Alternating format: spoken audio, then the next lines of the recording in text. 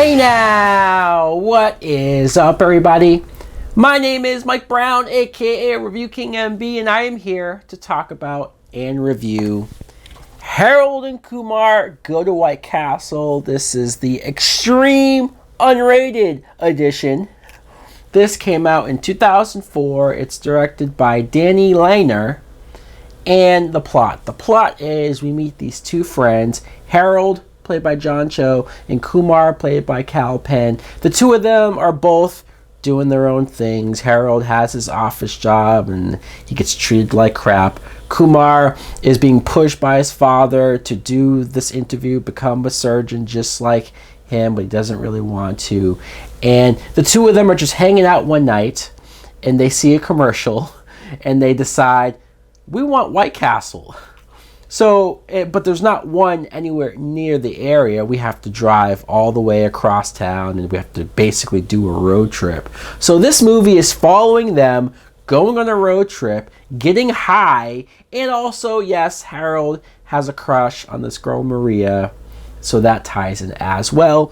Now, what I think of Harold and Kumar Go to White Castle is, I love this movie. I do. It's certain comedy movies, when I think about them, it just reminds me of all of the great laughs that I've had. But every time I rewatch this, I remember so many more laughs that are packed into this film. It's so funny. It makes me laugh over and over again as if it's the first time I'm watching it. The two characters, Harold, I do like John Cho. Good actor. He's obviously proven that in more recent years and more serious stuff. But to see him as this guy who, yes, does get taken advantage of at work, or does get crapped on, does like Maria, who lives in the same building and he can't quite come up with the words to talk to her. He's relatable. He's relatable on a lot of different levels. And then Kumar is somebody that you can probably relate to in the sense of, yeah, I'm probably also like that guy, just kind of a dick, but you know he means well, you know he just wants to help, but maybe he doesn't realize how abrasive he comes off sometimes, like the scene where he's trimming his pubes all out in the open, walking around naked. Who does that?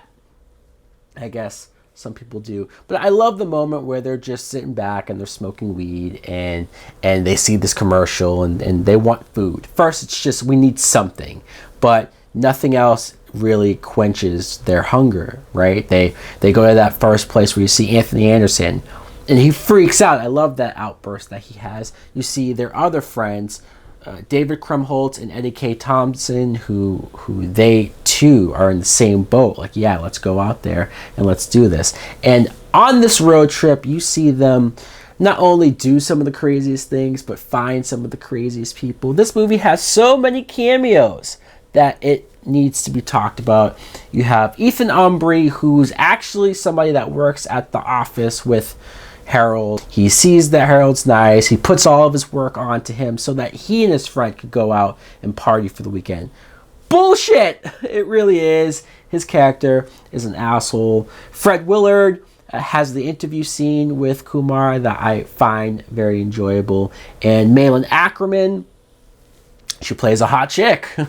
What else is new? And Christopher Maloney plays her husband, who underneath all of that makeup, you couldn't even tell this was him, and how absurd and crazy he acts and how kind of scary some of those scenes are. And Ryan Reynolds might have my favorite cameo. Maybe. It's so funny at the hospital and he's just so weird. And you see that he might be a little gay for Kumar. But obviously, the reason why I don't know if I could say it's my favorite, because Neil Patrick Harris. This is a guy who was known for Doogie Howser as a kid, teenager. He was famous off of that, but then I don't really know. Maybe this movie brought him back. Who knows? Because I can't think of where I saw him in between those years. And he plays this drug addict, party hard. They pick him up off the side of the road and he's doing coke off of naked woman's ass and he steals their car and he's a real piece of crap, but it's so fun and funny to see Neil Patrick Harris play that, especially because he's nothing like this in real life and they're playing off of the idea that a child actor would grow up to become this. And I love that he did this. I love that he was willing to do this, play so opposite of him, but yet use his real name. And it brought him back. I feel like this got him the TV show How I Met Your Mother. I feel like this put him back into prominence. Sure, you have some kind of gross scenes, like the two girls, the shitting joke. Sometimes that works for me, and sometimes it grosses me out, like it does here. I have the part where they get arrested by that a-hole cop. He makes me laugh, even though he's a douche, and they get put into jail. And you have that one joke where they're in the cell with the black guy. He was arrested for being black, and then he gets beat and attacked by the cops. It's funny in some ways, but when you see it today compared to everything going on the news, it's like, wow, this is pretty hardcore. I love the sequence where Harold gets knocked out and has that crazy dream where he sees Maria. This group of guys who are constantly being dicks to them. The scene where they're in the 7-Eleven and the thank you, come again, and then Kumar gets his revenge on them. Just all of this stuff is very memorable for me. But the end, when they go to White Castle and you finally get that payoff, it works.